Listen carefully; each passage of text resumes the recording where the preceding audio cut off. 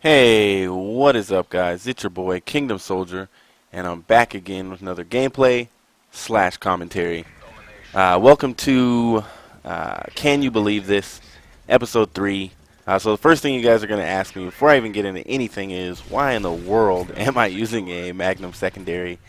And the reason is that if you guys don't know, pistols are the fastest weapon to switch to in the game. And you'll notice a lot of MLG players use pistols. I don't think they're allowed to use the little automatics like the MP9 and things like that. But also, when you can switch that fast to your secondary weapon, you can keep shooting and you can get the drop on the other person. If you guys have never watched Nade Shot from Optic, he is a genius at switching to his secondary. And getting kills and like search and destroy and capture the flag and things like that. So in a minute, less than a minute actually, in about 3 seconds, you're going to see the first Can You Believe This of this episode. And I couldn't believe this happened, but here it is. So I went to get my Reaper. I hadn't died yet. I'm telling my team, hey, this could be it. This could be my Moab. I'm just wrecking shop. I got my helicopter in the air already. And lo and behold, my laptop gets stuck open. Can you believe this? That's what I was telling my teammates. And so you'll see that while I'm running around, shout out to Ocho and Jinx, I think, that are with me. And there's a guy from 3DR named Deacom. But they were all trying to protect me. And my entire team was trying to keep me from dying. So I'm jumping around. Doing drops to the ground and things, trying to hide from these guys because the other team is trying to kill me. They know by now that my laptop's stuck out. Little challenge for you guys. First person that can jump in the comments and tell me, look at that latitude and longitude that's down there in the corner and tell me where that is. Maybe I'll do another shout out. So I promised in my last video that I would give a shout out to whoever could spell my wife's name, who could guess the spelling of my wife's name. And that actually was spelled right on the first comment of that video by the Recon Sniper. So unless you're on a mobile phone, you're not going to see the annotation I'm going to put on the screen for his channel, so check in the description. But I'll put an annotation on the screen for his channel right now. His videos are pretty cool. He actually has a unique camera angles and things that he does. I don't really know how he does it, but maybe check out his channel. He's a pretty cool guy. And I know him from 3DR. So at this point in the gameplay, I'm actually trying to die because I want more kills. Now, I'm probably at 12 or 13 kills right now without dying, but I knew that I couldn't get out of that screen by that point, so I was just like, all right, whatever. And my teammates started spawning on the other side of the map, and so I just wanted to die. And so immediately, of course, I go down to grab my Reaper so that I can keep getting my kill streaks, but I saw that guy on the map, so I wanted to kill him real fast. And then I go right into my Reaper.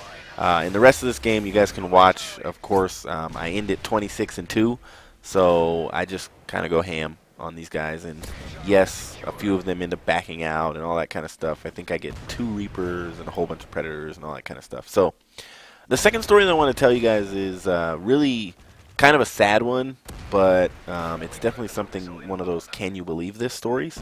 And just causes you to think about life and think about relationships, think about the people you love, and if you, you know, are you putting anything in the way of those relationships in your life for petty reasons, you know. So this is the story of a guy named Mr. G and a kid named Terry. Now, Mr. G, as his students called him, was a 5th grade teacher, and one day into his class, and he was one of those cool teachers, you know, one day into his class walks a student named Terry.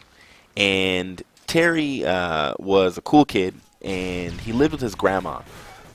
And there came a time when his grandmother couldn't take care of him anymore.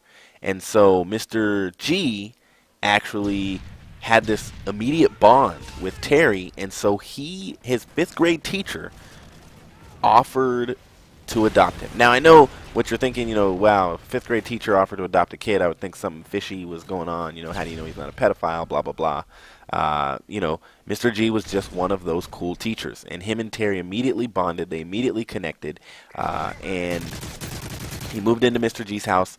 And Mr. G lived next door to his sister. So Mr. G's sister lived next door, which would be Terry's adopted aunt. He actually lived there for years, and I think it was about 4 years later, which is a week ago from this video going up. There was a phone call that came to Mr. G's house from his sister next door, and she was frantic and she was kind of scared, and she said, "I think someone's breaking into my house." And it woke Mr. G up, and he got the phone, and he immediately said, "Okay, I'm gonna go check it out." He grabbed his gun and he put his clothes on and he went outside. Now, when he went outside, he of course crept and took his time walking around the corners of the house and things.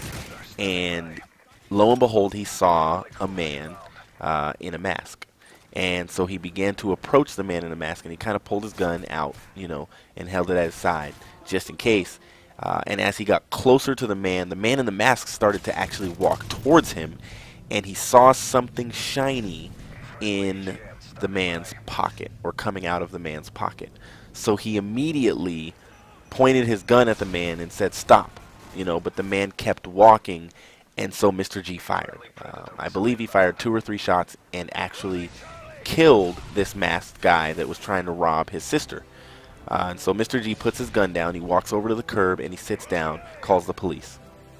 His sister's freaking out, She's like, "Are you okay? Are you okay, Mr. G?" And she doesn't call him Mr. G, of course, but that's just what his students call him. You guys can look up his name online. But so she walks over to him, she makes sure he's okay. She starts to tell the police what happened immediately when they arrive, because neighbors heard the gunshots and things like that, and there's people all probably in the neighborhood staring and seeing what's going on, because there's an ambulance, fire engine, police cars. And the police chief says, "Okay, we need to unmask this guy to see if it's someone that you know." And so he takes the mask off, and the sister just starts freaking out. She's like, oh my gosh, I know who this is." And so the police chief is like, "Okay, who is it?" And she tells him, and he walks over to Mr. G. He puts his hand on his shoulder, and he says, "Hey, I have to tell you this. You just shot your son, Terry."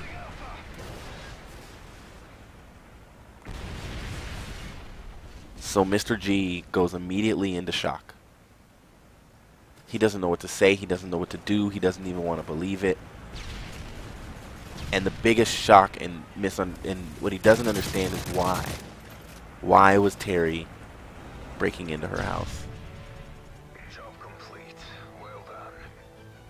You never know. You never, ever, ever, ever, ever know what type of crazy situation you're going to get put in. And for those of you that pray, pray for Mr. G, because he's living with that experience now. We definitely dominated this team. I went 26-2. This is Kingdom Soldier, and I will see you guys in the next video. Peace.